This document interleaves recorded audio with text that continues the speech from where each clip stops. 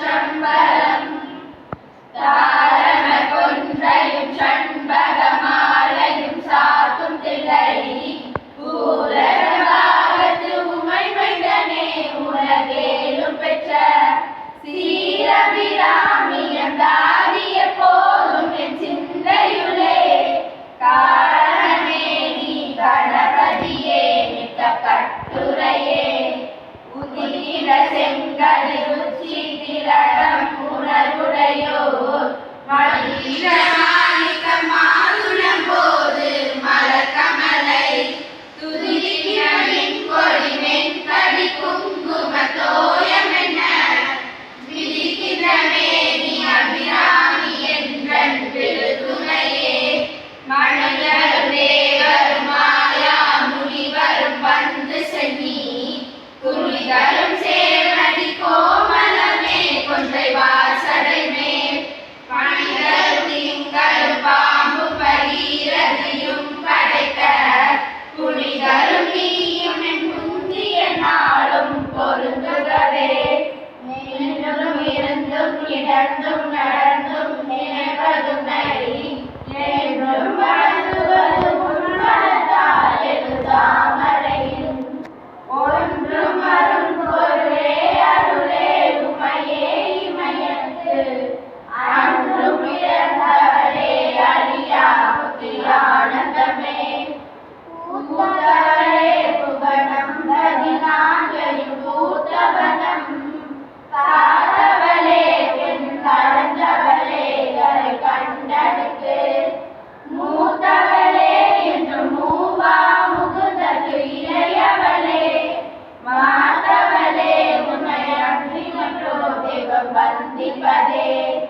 தனம் கல்வி தரும் ஒரு நாளும் தளர்வறியா மனம் தரும் தெய்வ வடிவம் தரும் நெஞ்சில் வஞ்சமில்லா உலகரும் நல்லன எல்லாம் தரும் அன்பர் என்பவர்க்கே கணந்தரும் பூங்குழலால் அபிராமி கடை கண்களே ஆதாரே அபிராமி வலியை அண்டமெல்லாம் பூதாயாமுகம் பூநிலத்தாலை புவியடங்க காதாயைவன் வாசாங்குசமும் கரும்புமலை சேராயும் கண்ணியை தொழுவார் ஒரு தீங்கிலையே தீங்கிலையே ஒரு தீங்கிலையே தீங்கிலையே ஒரு தீங்கிலையே எங்கள் அபிராமியை தொழுவார்க்கு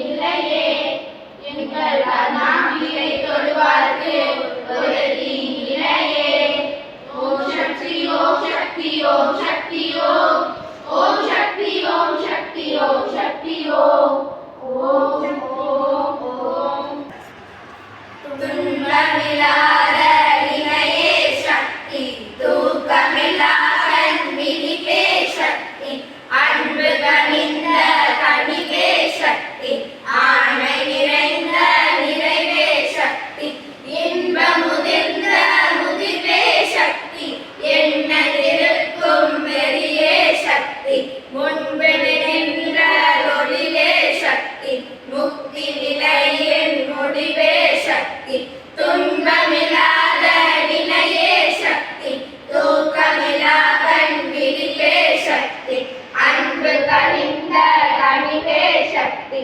ஆண்மை நிறைந்த நிறைவே சக்தி இன்ப முதிர்ந்த முதிர்வே சக்தி என்ன இருக்கும் மெரியே சக்தி முன்பு நின்ற ஒளிவே சக்தி முக்தி நிலையின் முடிவே சக்தி ஓம் சக்தி ஓம் சக்தி ஓம் சக்தி ஓம் ஓம் சக்தி ஓம் சக்தி பராசக்தி ஓம்.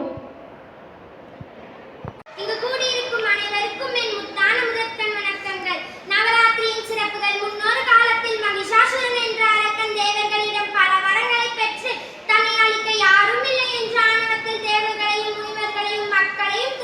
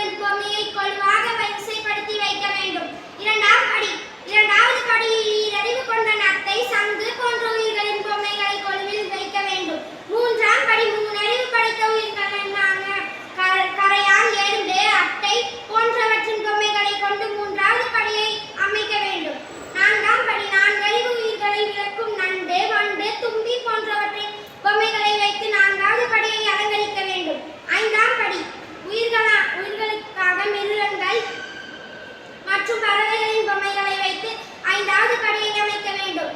ஆறாவது படி, இந்த படி மனிதனுக்கு உரியது. எந்த உயிருக்கும் இல்லாத சிந்திக்கும் சிரிக்கும் சக்தியை இறைவன் மனிதருக்கு வழங்கியுள்ளார். அத்தகைய ஆறாவது அறிவு கொண்ட மனிதர்களின் பொம்மைகளை வைத்து ஆறாவது படியை தீர்மானிக்க வேண்டும். ஏழாம் படி, மனித நிலையிலிருந்து உயர்நிலை அடைய சித்தர்கள், ரிஷிகள், மகரிஷிகள் போன்றோரின் பொம்மைகளை கொண்டு ஏழாவது படியை அலங்கரிக்க வேண்டும்.